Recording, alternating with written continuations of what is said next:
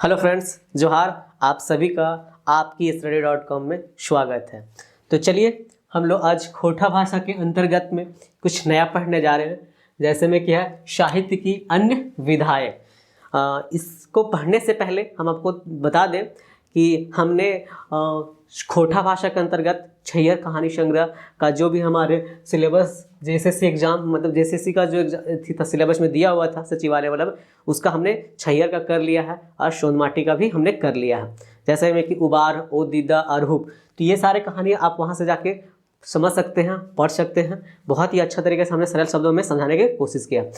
तो आज हम लोग खोटा भाषा के अंतर्गत जो हमारे सचिवालय के सिलेबस में दिया गया है साहित्य के अन्य विधाएं, उसके बारे में हम लोग पढ़ने जा रहे हैं। उसमें हमारे क्या क्या पढ़ना है, तो हमारे पास पढ़ने के लिए 3 चीज़ दिया गया। पहला है संस्मरण है, दूसरा है जीवनी और तीसरा है यात्रा वृत्तांत है। तो संस्मरण में क्या होता है जी कि जैसे किसी कोई पर्सन है कि जिनके याद है, जिनसे हमारा बातचीत हो रहा था, जिनके बारे में हम जानते हैं, हमारे के बीच में गहरा संबंध था, उसके बारे में हम लोग उसका याद से जुड़ा हुआ चीज़ को हम अपने कलात्मक वर्णन के रूप में करते हैं, तो उसे हम लोग संस्मरण कहते हैं। जीवनी है कि जैसे उनका बायोग्राफी के बारे में लिखा जाता है, मतलब उनके जीवन के बारे में क्या उन्होंने क्या क्या किया, तो उसके बारे में। यात्रा वृत्तांत है कि जैसे हम लोग कहीं जाते हैं घूमने के लिए, ठीक है, तो उसका जो मनोरंजन सीन होता है उसको हम लोग अच्छे अपने तरीके से यदि उसको एक्सप्रेस करें, बताएं, तो उसे हम लोग यात्रा वृत्तांत कहते हैं। तो ये सारे चीज़ में हम लोग आराम से पढ़ेंगे डिटेल से। तो देखिए संस्मरण में हमारे पास 2 चीज़ पढ़ने हैं। पहला क्या पढ़ना है, तो पहला हमारे पास पढ़ना बोरवा अड्डक अखय बोर, ठीक है। बोरवा अड्डक अखय बोर, जो इसके लेखक कौन है, तो शांति भारत है। इन्होंने बोरवा अड्डा अखय बोर के बारे में श्रीनिवास पांडुरंग जी के बारे में इन्होंने लिखा है। बोरवा अड्डा क्या है जी, तो बोरवा अड्डा एक जगह है, ठीक है, वहाँ के बारे में है। और बोर का मतलब होता है बरगद के गाछ, ठीक है, बरगद के गाछ।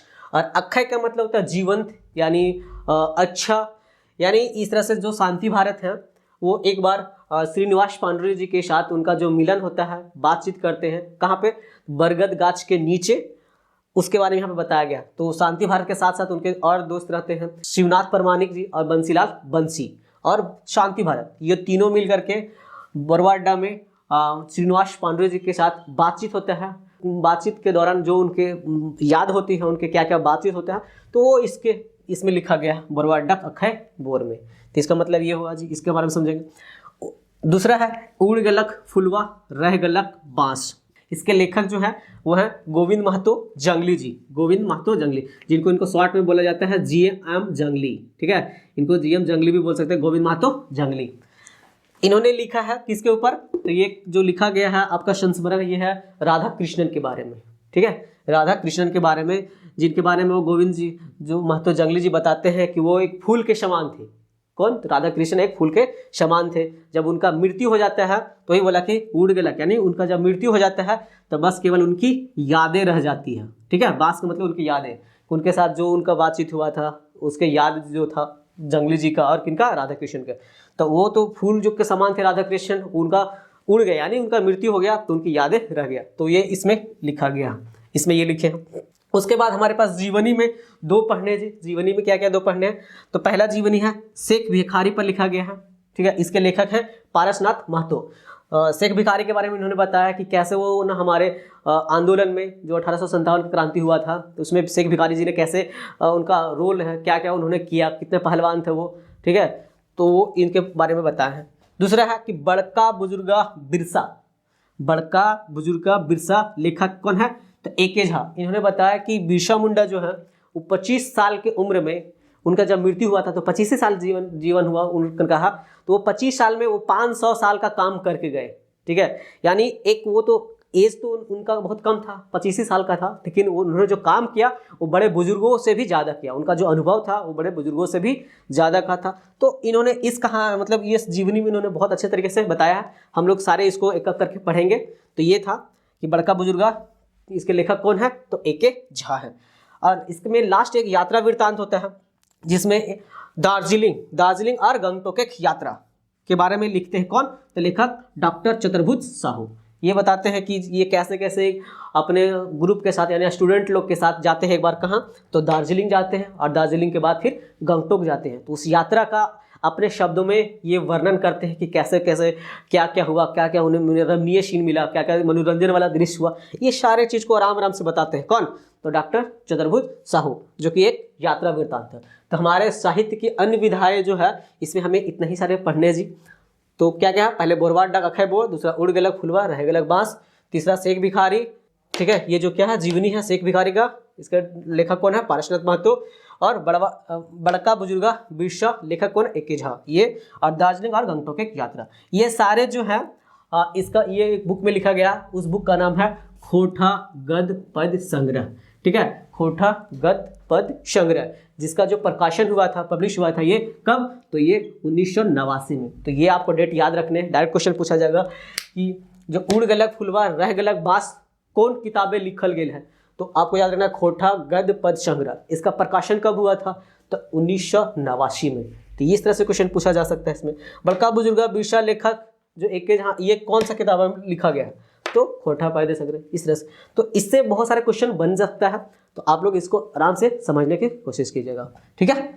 हाँ जी, तो चलिए देखते हैं, समझते हैं। इसमें पहला हम लोग जो है संस्मरण को, ठीक है, जिसे हम लोग क्या करते हैं? तो मेमोयर भी कहते हैं, ठीक है, मेमोयर। देखिए संस्मरण जो है ये दो शब्दों से मिल करके बना हुआ है। पहला क्या चीज? सम प्लस स्मरण, यानी सम प्लस स्मरण दोनों को हम मिला देंगे तो क्या हो जाएगा? संस्मरण, ठीक है, जिसका अर्थ होता है सम्यक स्मरण।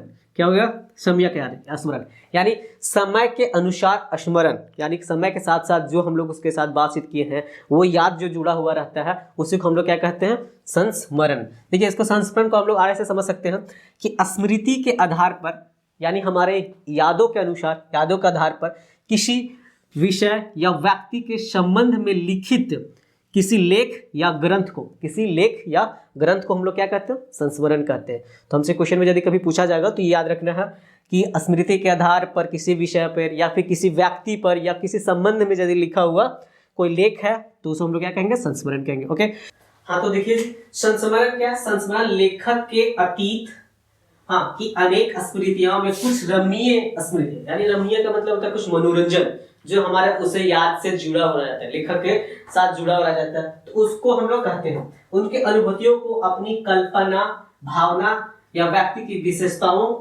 है ना का युक्त कर प्रभावशाली ढंग से व्यक्त किया जाए तो उसी को हम लोग क्या कहते हैं? संस्मरण कहते हैं। यानी कि अच्छे चीजों को हम अपने कल्पनाओं, अपनी भावनाओं, अपने इमोशन के साथ जोड़ करके यदि बताया, एक्सप्रेस किया जाए, ठीक है, तो उसी को हम लोग क्या कहते हैं? संस्मरण। देखिए संस्मरण में क्या होता है? इसके इसके वर्णन में लेखक अपनी अनुभूतियों का, ठीक है, अपनी अनुभूतियों का, संवेदनाओं का समावेश करता है। मतलब अपने तरीके से वो जो उसके विचार आता है, मन में आते हैं, वो सारे बात को उसमें रखने की कोशिश करता है ताकि उसे और अच्छा तरीके से संस्मरण को अच्छा तरीके से लिखा जाए। इसमें लेखक अपने अनुभव की हुई किसी वस्तु, मतलब किसी वस्तु पर लिखता है या किसी व्यक्ति के बारे में लिखता है या कोई घटना का जिक्र करता है, उसमें अपनी आत्मीयता को दिखाता है। तो ये सब इसमें बताया गया, किसमें? संस्मरण के बारे में। तो चलिए हम लोग आगे संस्मरण पढ़ने वाले हैं, किसको? बोरवा अड्डा अखय बोर के बारे में। हाँ जी, तो चलिए संस्मरण को हम लोग समझने की कोशिश करते हैं। जो पहला संस्मरण है कौन सा? बोरवा अड्डा अखय बोर, और इसके लेखक कौन है? तो शांति भारत है, ठीक है, शांति भारत। इन्होंने ये लिखा है कि बोरवा अड्डा अखय बोर, यानी बोरवा अड्डा एक जगह का नाम है, ठीक है, बोरवा अड्डा, और अखय का मतलब होता है जीवंत, ठीक है, इच्छा, और बोर का मतलब होता है बर के गाछ, बोर का मतलब होता है बर के गाछ। यानी शांति भारत का एक बार वो मिलने जाते हैं, किनसे? तो बोरवा अड्डा में श्रीनिवास पांडु जी से, श्रीनिवास पांडु जी का वहां पे घर आता है, वहां से मिलने जाते हैं और उनके मिलने के दौरान वो बरगद के गाछ के नीचे बातचीत करते हैं। तो उस बातचीत को, उस संस्मरण को ये इसमें बताया है। शांति भारत के साथ साथ दो और उनके साथी रहते हैं, एक रहते हैं शिवनाथ परमाणिक, वो भी याद रखिएगा, ठीक है, शिवनाथ परमाणिक इनके साथ साथ, और एक और रहते हैं बंसी लाल, ये और एक शांति भारत। ये तीनों पर्सन जो है, शांति भारत, शिवनाथ परमाणिक और बंसी लाल, ये जाते हैं बोरवा अड्डा मिलने के लिए। किनसे? तो श्रीनिवास पांडु जी से। वहां पे उनके जाकर बातचीत होता है, उनका वर्णन होता है, वो देखते हैं कि श्रीनिवास पांडु जी कितने शालीन किस्म के इंसान, शांति से है, वो कितना नॉलेजफुल है, किनका कैसा उनका विचार है, कैसा वो लिखने का शैली, ये सब बात करते हैं, ठीक है। शांति भारत अपना वो जाकर के बातचीत करते हैं और उसी दौरान ये शिवनाथ परमाणिक जो है, जो उनका रुशल पुटुस एक काव्य संग्रह था, उसको वो बताने के लिए वहां जाते हैं कि राय लेने के जाते हैं। किन से?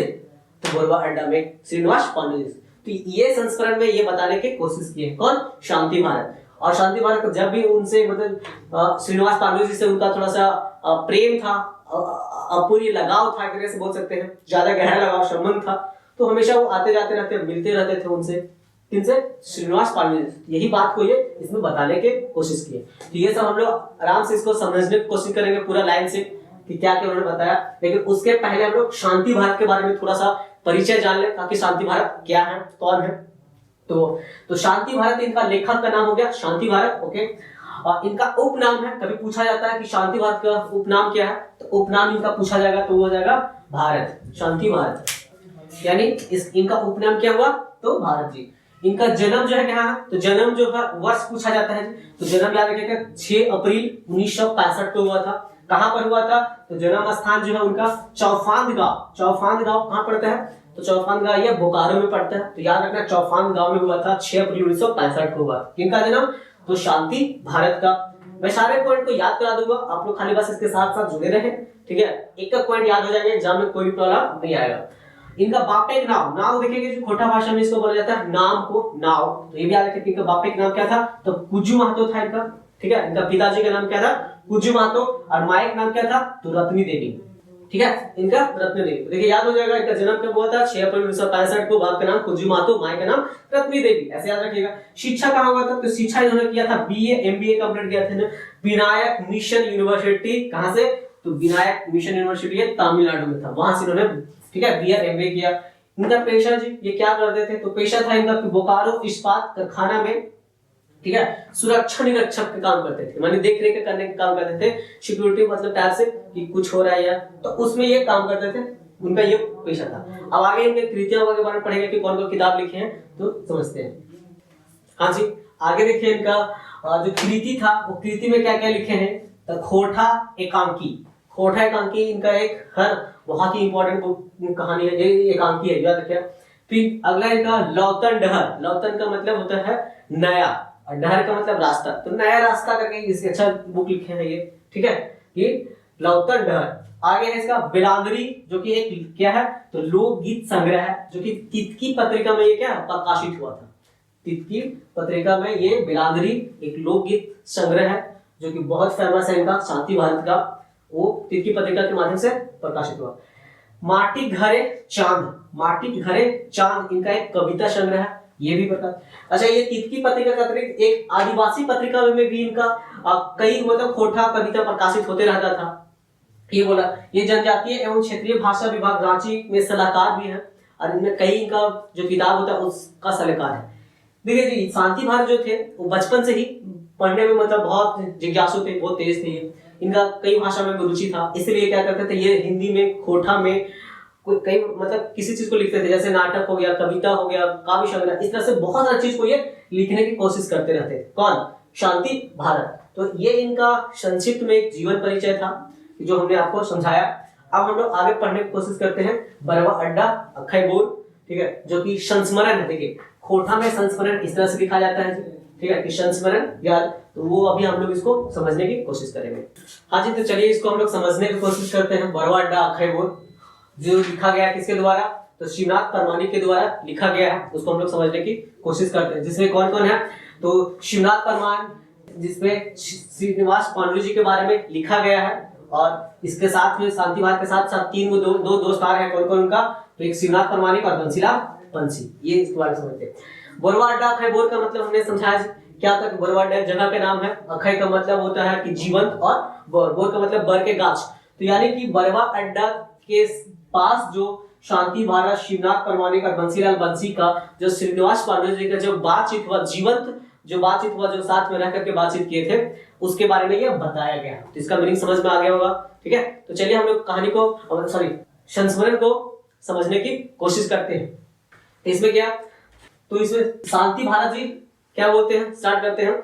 वो बोलते हैं खोठा में कुछ दिन आगू से लिख ले, शुरू कर ले हलो, मतलब खोठा में कुछ दिन से हम, ठीक है, शुरुआत किए लिखने के लिए। उसमें मेंतुक आवे दिने कोनो साफ सुथरा आशा ना है ना मने हाल, मतलब इसका बोल रहे हैं कि खोठा में आवे दिन हमको कोई विश्वास नहीं था खोठा आगे इतना आगे बढ़ेगा, ये सारे बात बोले। उनको मन खोटा के बारे में थोड़ा सा मलिष्ठ था, ये सब बोला रहे कौन, शांति भारत। तो मन एक संतोष खातिर बेसी भावे कविता तकलो कखनो आकाशवाणी रांची बाटले खोटा लोकगीत सुन के मन गदगदाए उठने। ये सारे बोलते हैं कि वहां खोट आदिवासी भाषा सुन करके वहां पे खोटा वाला, तो उनका मन गदगद से उठ गया। किनका, शांति भारत जी का। मन एक मधुर विचार उठा जे खोटा मान है कि खोटा के अभी आगे मान हो रहा है। इतना बादो एखन तक खोटा कोनो कवि व लेखक से परिचय ना भेले, मतलब इतना सारा खोटा का आगे बढ़ भी रहा है लेकिन फिर भी इनका कोई कवि से इनका परिचय नहीं हुआ था। किनका, तो शांति भारत जी के बारे में बता रहे हैं। से आसर टावर कर एक बार इनको मौका मिलता है, वही बोलते हैं कैसे अगर खोटा भाषा विद्वान एके झा बोकारो है। एक बार खोटा के जो विद्वान रहते हैं एके झा, वो आते हैं, एके झा ये आते हैं कहाँ पे, बोकारो में, और ये खोटा के बारे में बताते हैं। उनका से पता चला कि रांची विश्वविद्यालय खोटा पढ़ाई चल रहा है, कि रांची विश्वविद्यालय में भी खोटा के पढ़ाई चल रहा है। तो हर बात सुन के मन एक बड़ी खुशी भेल। आगे बोलते हैं शांति भारत कि इनकर बात सुन करके एक जा करके बहुत बड़ा उनको खुशी मिलता है कि चलो ठीक है, खोटा के आगे स्कोप है, आगे बढ़ रहा है इस भाषा का, जो इसका लोग नहीं समझ पा रहे थे, धीरे धीरे इसको आगे बढ़ रहा है। खोटा प्रीति मन जे एगो मलछाई रूप था, मतलब उनका जो धुंधला रूप था, खोटा के बारे में वो समझ रहे थे कि नहीं से इसका आगे नहीं बढ़ रहा है, तो आगे बढ़ने के बारे में बोल रहा है कि खोटा प्रीति मन जे एक मलछाई रूप फला सेटा धोआ गया, मतलब वो मिट गया। एगो लिखवैया खातिर एक कर ले और गर्व बात भला की हो, मतलब यदि कोई किसी चीज को शुरुआत करने के बारे में सोच रहा है कि यदि हम लिखना चाह रहा है तो आगे इसके बारे में और कैसा लिख सकता है, ये बताने की कोशिश कर रहे हैं कौन, तो शांति भारत। उसका और गर्व की बात क्या है कि उसका खोटा भाषा का और आगे बढ़ाया जा रहा है। झादिक संपर्क आगे खोटा में साहित्य लिखे एगो लौतन हुक जागल। आगे शांति भारत जी बताते हैं कि जब एके झा जी वहां पे आए थे बोकारो में और वो जब बताए थे तो उनकी बात सुन करके इनको आगे खोटा लिखने बारे में और मन बढ़ जाता है। ठीक है, उनका नया मतलब ये बोलता है कि खूब जागल, मतलब अच्छा इंटरेस्ट उनका जगता है, जिज्ञासा जग जाता है। माने भाव और विचार कविता कर कहानी रूपे फुटल लागल। यह लतार खोटा पुराना पत्रिका जो था तितकी, मतलब सबसे पुराना पत्रिका जो था तितकी, ठीक है, वो माध्यम में कई गो लिखवैया नावे गांव में जाने पाए, मतलब उसके तितकी के माध्यम से बोल रहे हैं कि कई सारे कविता मतलब जो लेखक है उनको नाम जानने का मौका हमें मिला। इनको तो शांति भारत जी को। आगे बताते हैं ये कि जे सब भाषा पर्वे मोहित भाई खोटा सेवा करे हला तकरे में एक हला श्रीनिवास पांडु जी। उसी में से मतलब जो लोग खोटा के भाषा के रूप में आगे बढ़ाने की कोशिश कर रहे थे उनमें से एक अग्रणी थे कौन, तो श्रीनिवास पांडु जी, जे 20-30 बछर आगले मातृभाषा खोटा विकास खातिर समर्पण भाव साहित्य लिखे हला, कि जो कि 20-30 साल पहले से ही खोटा भाषा के बारे में लिखना चालू कर दिए थे। से समय नवजका, मतलब उसी समय एक नवजका मतलब नए कवि जो थे, नए लेखक जो थे, उनका नाम था मानववादी विद्वान राहुल सांस्कृत्यारक, मतलब एक नए जो विद्वान कवि थे, ठीक है, लेखक थे जो मानववादी, मतलब जो मानव के बारे में सोच रहे थे, मानव के बारे में लिखते थे। वो राहुल संस्कृतान से संघ खोटा विकास मतलब उनसे बातचीत में पता चलता है। पांडु जी कई बार चिट्ठी पत्र भेल हलन, मतलब उन जो पांडु जी थे सो राहुल संस्कृतान से चिट्ठी वगैरह लिख करके बातचीत किया करते थे, ये सब पता चल रहा है उनसे। कई को तो चिट्ठी तो तितकी पत्रिका छपायल है और कई सारे जो पत्रिका था मतलब चिट्ठी वगैरह वो सारा तितकी में छपता था, क्योंकि तितकी जो था ना एक पत्रिका था जो बहुत पुराना था, उसमें खोटा से संबंधित जो भी लिखा जाता था सबसे पहले उसी में छपता था। तो ये बता रहे हैं जगह में राहुल संस्कृतान अपन संदेश खोटा मधुर ममसे कामना करल, जिसमें वो अपने सारे चीज को बताते हैं कि खोटा के बारे में, कि खोटा बढ़ रहा आगे, ठीक है, इसका उसको बहुत अच्छा भाषा, ये सब बारे में उसमें बता रहे हैं। अब तो माने एगो विचार हिलोर मारे लगल। आगे शांति भारत बताते हैं कि अब जब इतना सारा वो समझ गए थे कि खोटा के आगे आने वाले समय में इसका स्कोप है, तो उसका मन में हिलोर मारने लगा, मतलब उसके बारे में और जिज्ञासा बढ़ गया कि आप खोटा भाषा बारे में और लिखना चाहेंगे।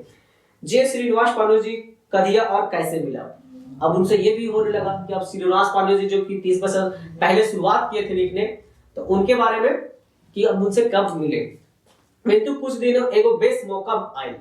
अब बोलते हैं कि आगे कुछ एक समय उनको मौका मिलता है, कब, तो शिवनाथ परमाणिक के संपादन रुशल पुट्टोस, तो शिवनाथ परमाणिक जी लिखे थे कौन सा, तो रुशल पुट्टोस जी, ठीक है, तो इसका संपादन करने के लिए वो जाते हैं दिखाने के लिए, कहां, तो श्रीनिवास पांडु जी के साथ। रुसलपुटुस, तो रुसलपुटुस को कौन लिखे थे? शिवनाथ परमानिक, वो लेकर के जाते हैं। रुसलपुटुस नावक एगो पद्य संग्रह छपवे विचार उठला, क्योंकि जी ये सब जो बोरवा अड्डा अखा बोर है वो खोटा गद्य पद्य संग्रह में छपा, तो उसी में ये रुसलपुटुस से छपाने के लिए जा रहे थे उस बुक में, जिसका 1985 दिसंबर महीना में जाते हैं। याद रखना कब? तो दिसंबर महीना के 1985 में जाते हैं। कौन कौन? तो ये रुसलपुटुस को छपाने शिवनाथ परमानिक, और उनके साथ में जाने का मौका मिलता है किनको? शांति भारत को, वही बता रहे शांति भारत। और उनका संग यार कौन गया था? तो बंसीलाल बंसी भी जाते हैं। वही बोले उनको लेकर पांडुलिपि है ना, परमानिक जी और बंसी जी के संगे पांडुलिपि लेके हम बोरवा अड्डा पहुंच लो।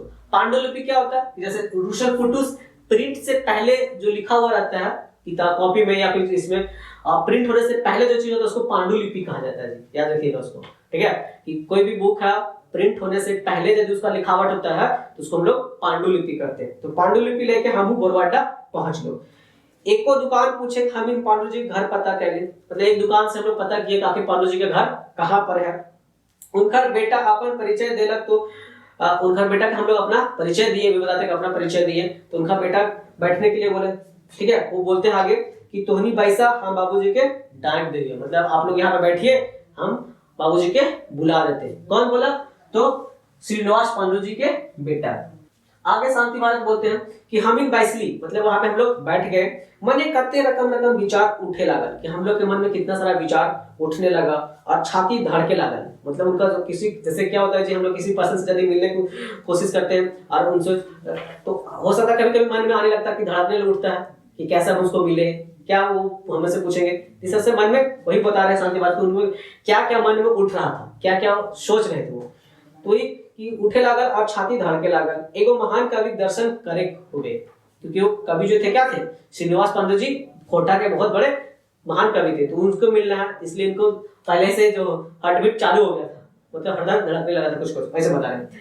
और तनिए देर में 60-65, देखिए अब बताते हैं कि पांडु जी की विशेषता कि कैसे कैसे उनका था मतलब परिचय, मतलब कैसे वो दिखने में थे। वो 60-65 है ना, बैठे एगो बुजुर्ग लोग, मतलब 60-65 वर्ष के थे वो। कौन?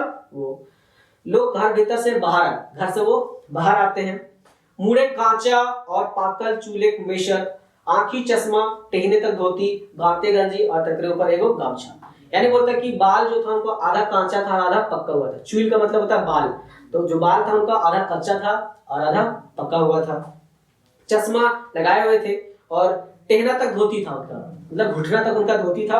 और गाते गंजी, यानी पूरा शरीर में उनका गंजी था, व्हाइट वाला जो रहता है उस तरह से, और उसके ऊपर एक क्या था? गमछा। माने श्रीनिवास पांडु जी। देखिए कितना अच्छा तरीके से ये बताने की कोशिश करते हैं।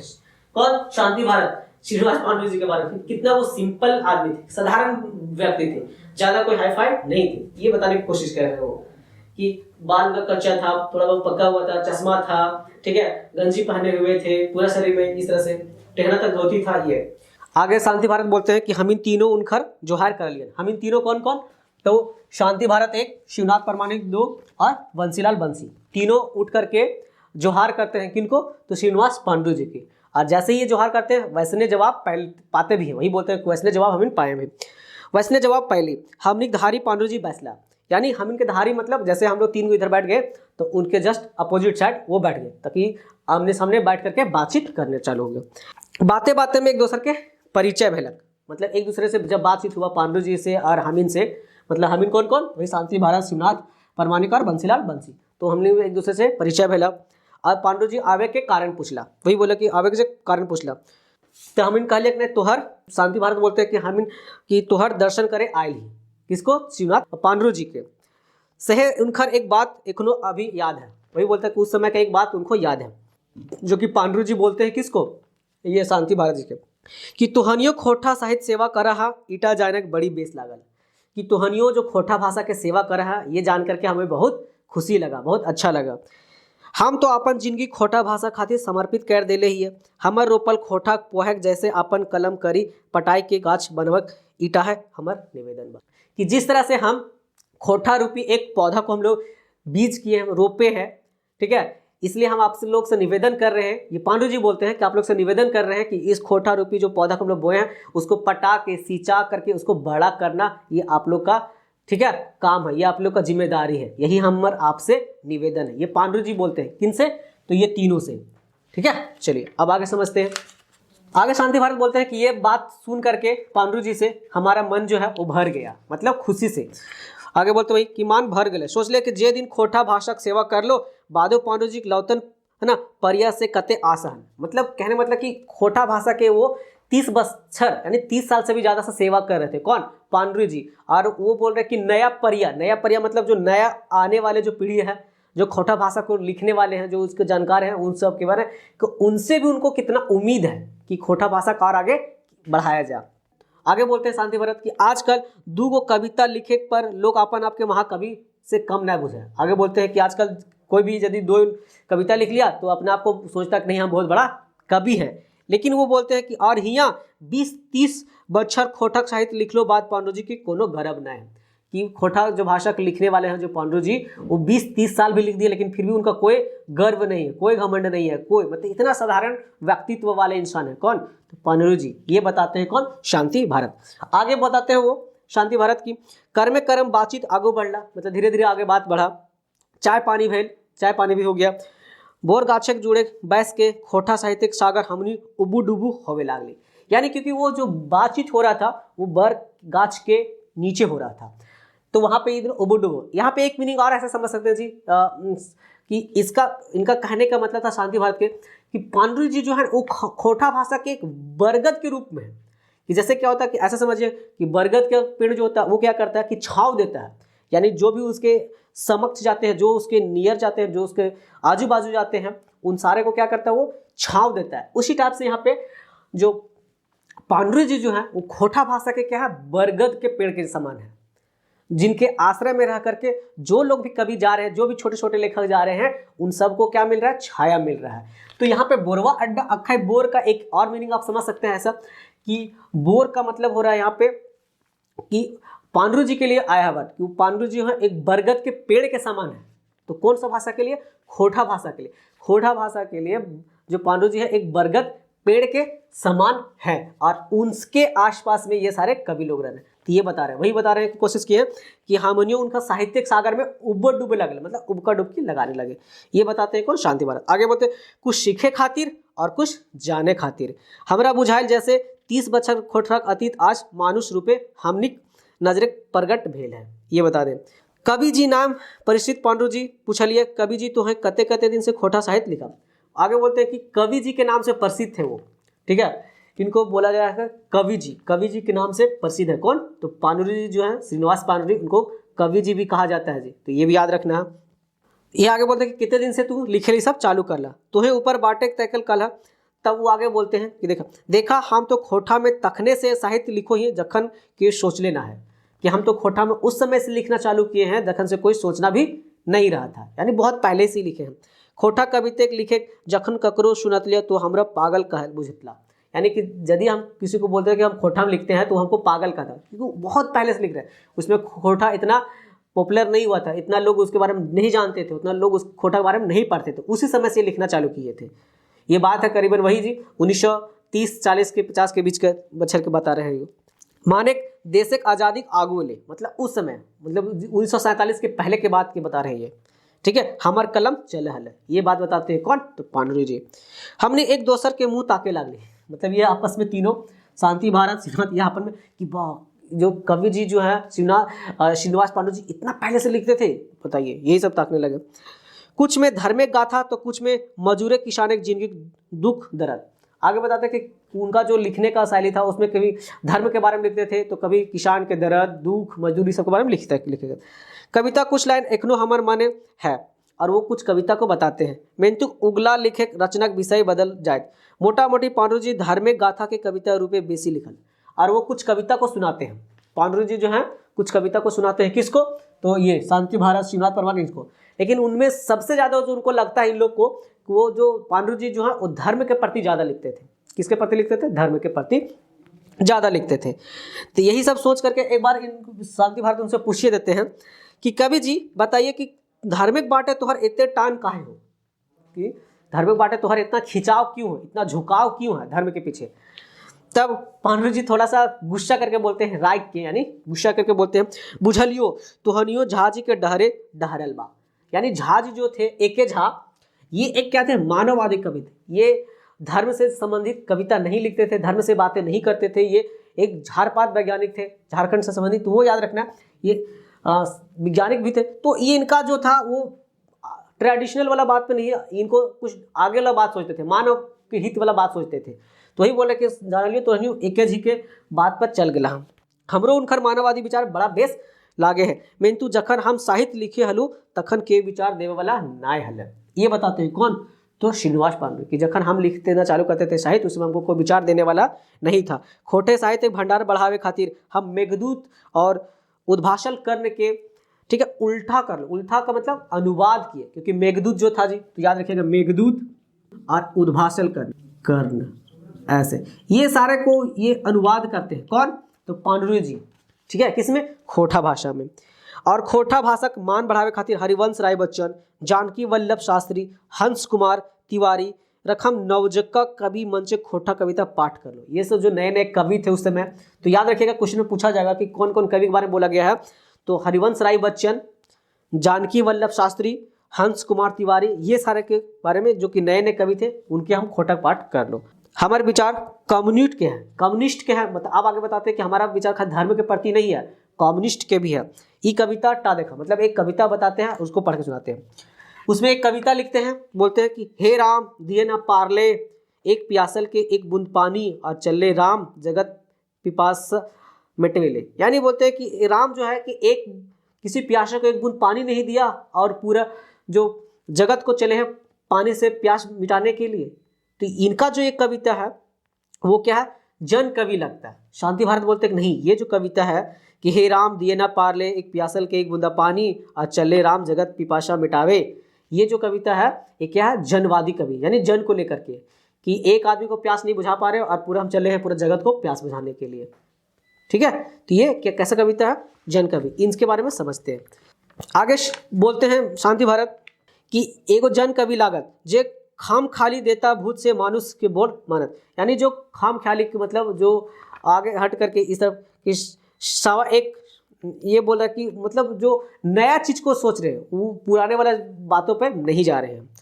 शवे एक सौभाग्य जन के कुछ रचना कर ले कवि धर्म बिरु न होवे, और फैर तुहर बादेक रचना तो मनुष्य जिंदगी दर्द छोड़ा और कोनो है न। आगे बोलते हैं कि इनका कवि जो छोड़ करके था वो आगे कर था।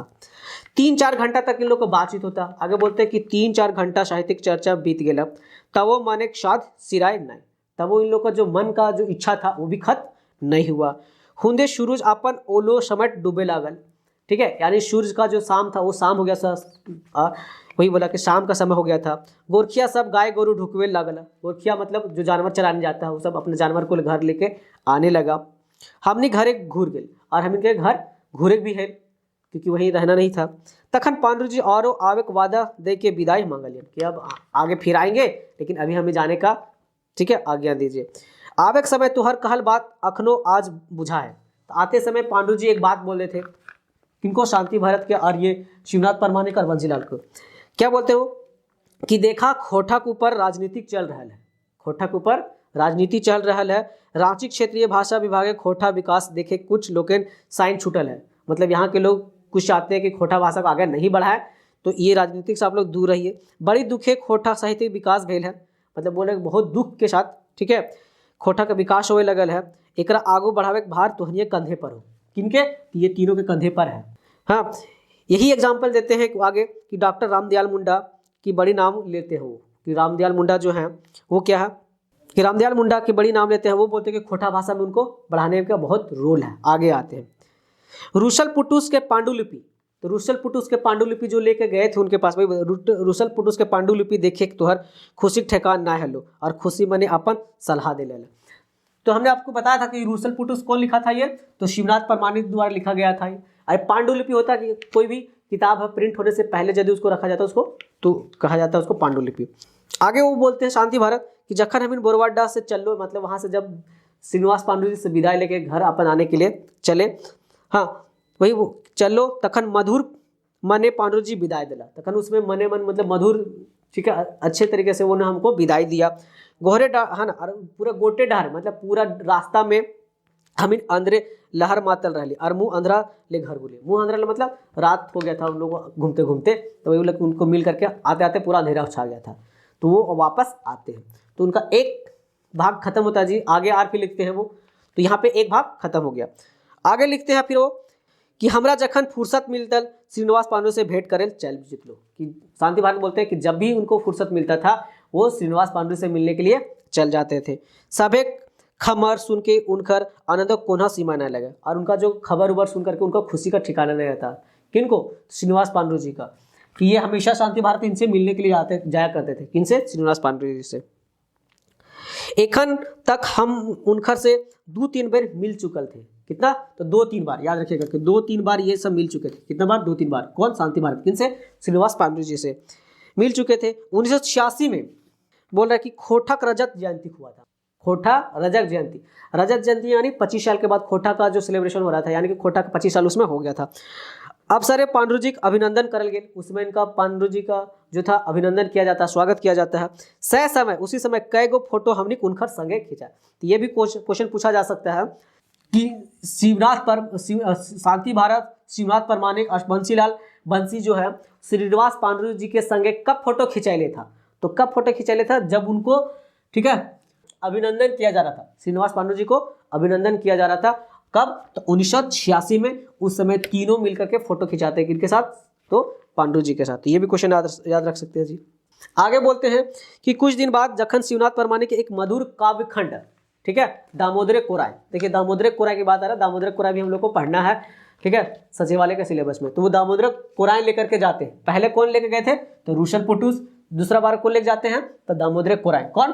तो शिवनाथ परमाणिक।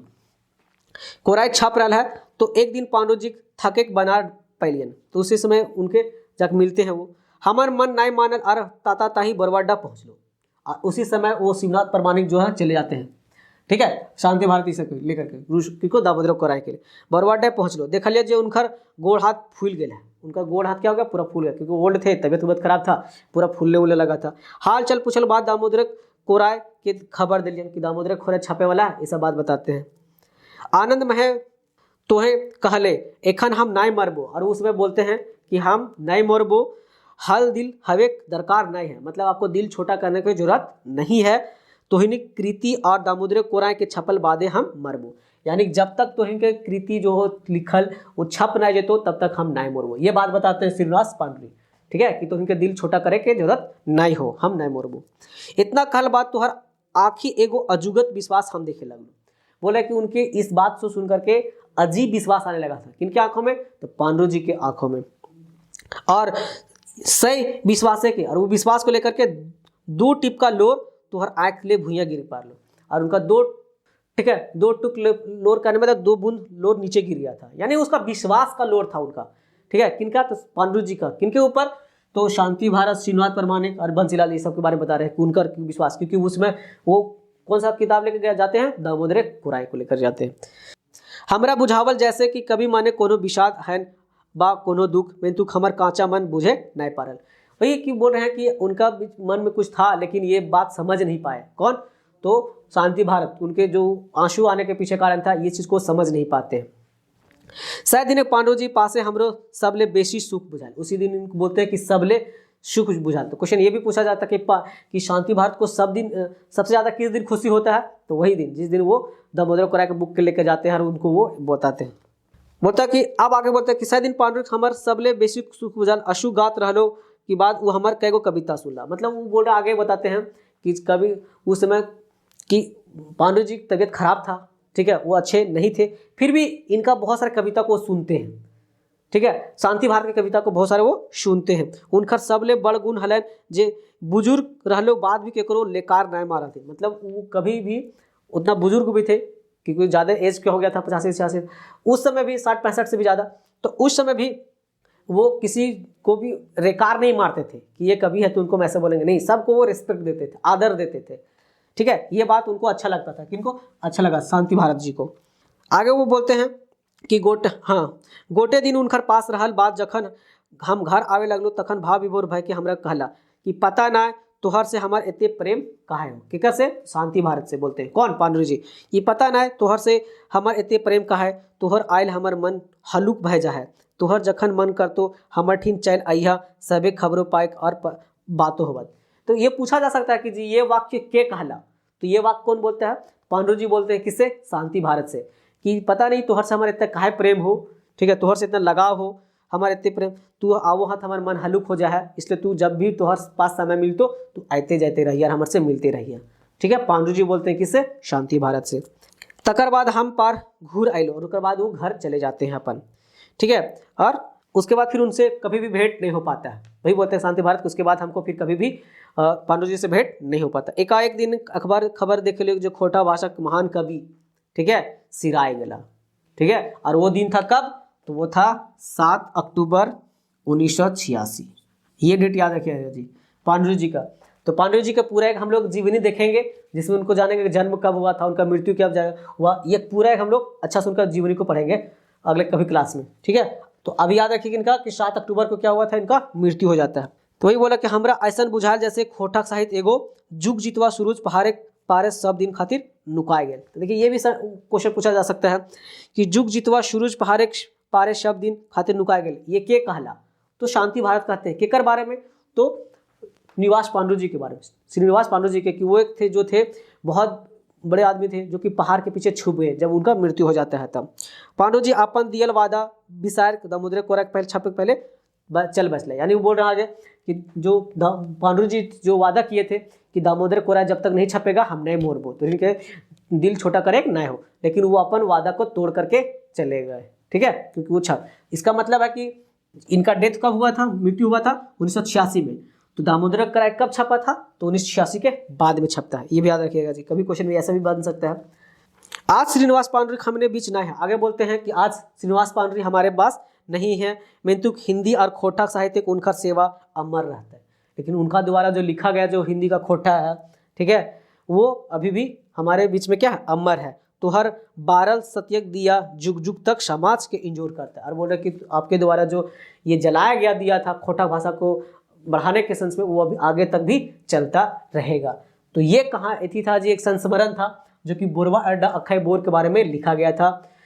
किसके द्वारा, तो शांति भारत के द्वारा, जो कि बता रहे थे कैसे कैसे उनका बातचीत हुआ था। तो हम उम्मीद करते हैं कि आपको ये अच्छा लगा होगा तो इसको लाइक कीजिएगा और सब्सक्राइब कीजिएगा। अच्छा, इससे संबंधित जितना सा भी क्वेश्चन बनेगा इस बोरवा अड्डा अक्षय बोर से, ये सारे आपको आपकी स्टडी, ठीक है, याद रखिएगा, आपकी study.com साइट पर आपको डाल दिया जाएगा। वहाँ पे जा करके सारे लोग इसको MCQ बना सकते हैं, ठीक है जी। तो थैंक यू, फिर आपको मिलेंगे हम लोग अगले वीडियो में।